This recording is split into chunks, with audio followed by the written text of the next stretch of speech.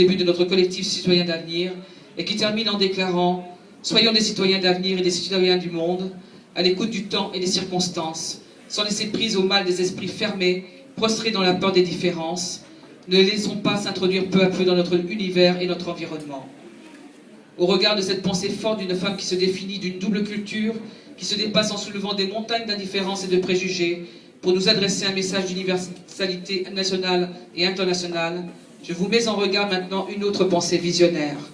François Mitterrand disait « Occupons la place qui nous revient, celle d'héritiers fidèles et fiers, déployons le drapeau et donnons à la République l'élan auquel aspire notre peuple. » Il a aussi confié par ailleurs dans un autre temps, mais qui reste très présent, « À grands traits, je vois dans le refus des exclusions le vrai chantier qui nous attend.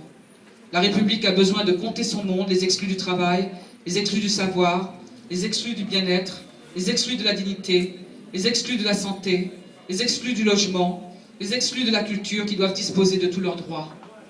L'égalité passe par là, la liberté aussi. Il n'est pas de République sans espoir.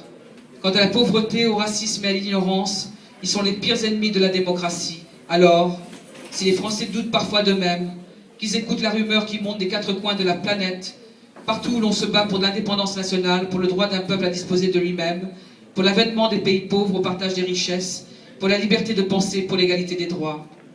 Au soir de sa vie, en 1994, c'était encore le message qu'il adressait aux socialistes réunis à Liévin, au cœur du bassin minier. C'est une affaire de volonté, de continuité et de clarté d'esprit dans la fidélité aux engagements. La chance, c'est vous qui la forgerez de vos mains. Dans son hommage à celui-ci, le 10 mai 2011, qui mentionne ces extraits, hommage que vous pouvez retrouver intégralement sur le site de Désir d'avenir, Ségolène Royal poursuit en droite filiation de sa pensée. La France doit saisir toutes ses chances. Nous pouvons résister aux crises et reconquérir notre pouvoir d'agir. Les Français veulent ce changement. Les Français l'attendent, ce changement. Et chacun doit s'en emparer.